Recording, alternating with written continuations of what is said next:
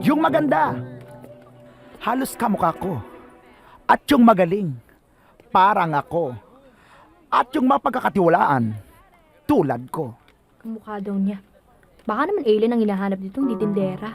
Ano? Ay po, bakit po? Ay di, sabi ko ho, sana ho kahit one day lang ay subukan niyo ko kasi siguradong magugustuhan niyo ko. Pag sinabi kong hindi, hindi! Yung kailangan ko dito, yung may boses, yung kumakanta, itsura mo pa lang, parang piyokin na. Bilisan mo, inaantay ka na ng ate mo dun sa Oo baba. nga. Saan na ba yun? Sige. Di bale, magdenegosyo ako. Tapos ikaw, habang nagtatrabaho ka, mag-ipon tayong dalawa. Para makakuha tayo ng kahit maliit na rento o na kondo. Okay yun, di ba? Bakit pa ate? Ano ka ba? Sa mga magulang lang na nasa bahay natin, hindi ba't masisiraan ka na ng bait? Sinamahan pa ng putok sa buhong may 10 puyo. Ay, naku, Diyos ko.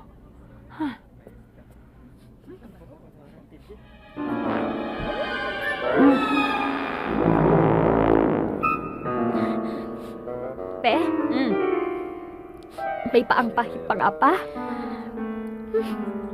Huwag pa ka pa hupahin pa nga pa, ha? Kausapin ko to. Ay, te, wag na. Nakakaya na naman. Hindi ko na to kaya. Iyaan mo na, tiis na lang. Hindi naman niya Hindi kasalanan. pwede tiisin to, ano? Sige, titiisin ko na lang. Tiisin mo na lang. Excuse me, kuya. Yes? Nagkataon bang ang deodorant mo eh 7 Dwarfs? Oo. Paano mo nalaman? O kasi mukhang patay na yung isa eh. Paki-check naman oh. Nangangamoy na kasi.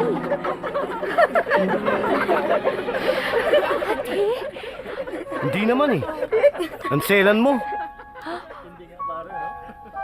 Na-hurt ako ah. Ako pa maselan ah. Ganon ah. Pues.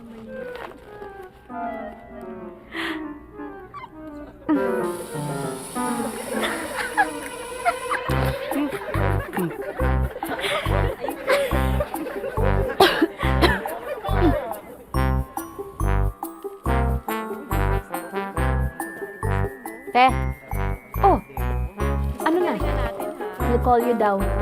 Oh, tatawag yun. Halika na.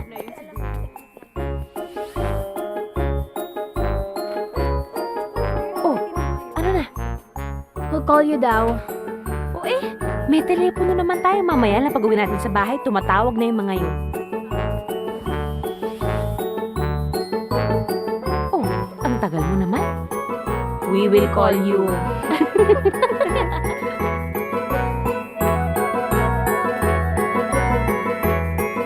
Oh, hulaan ko. We will call you pa rin. Hindi ate. O ano? Tagalog. Tatawagan ka na lang namin. Okay lang yan, hayaan mo na yung mga yun. Kung wala talaga magandang trabaho makuha, Diyos ko, it's their loss. Pwede tayo magtayo ng negosyo. Ang dami magandang produkto ng Bulacan na pwede nating ibenta. Hayaan mo nga sila. Bakit mo ba ako sinama sa paghaharap ng trabaho? Kasi naman kuya no, nilibot ko na lahat ng kumpanya dyan sa Makati pero di pa rin ako matanggap-tanggap. Alam mo, feeling ko tong si ate malas eh. May balat kasi yun sa... Ha? So, sa tingin mo ako yung swerte? Ay hindi kuya. Ikaw lang kasi marunong mag-drive. Saka ba mag-a-apply? Dito? Ewan ko. Basta trabaho. Hello. 1, 2, 3. Test mic. You are fired! Ho? Ah, teka lang ho muna eh. Hindi nyo pa nga ho ako hina-hire eh. Fired na ako kaagad. Bagsak ka! Hindi mo nga alam na akong manager dito? Pasensya na ho. Eh, akala ko ho kasi joke lang yung pagkakasabi nyo na manager lang kayo dito. Pero alam nyo ho, sa totoo lang, hindi naman talaga kayo mukhang manager eh. Mukha kayong may-ari. Huwag mo akong itsusin. Ibang salesperson ang hinahanap ko dito. Yung maganda, halos kamukha ko. At yung magaling, parang ako. At yung mapagkakatiwalaan, tulad ko. Kamukha daw niya. Baka naman alien ang hinahanap dito, hindi tindera.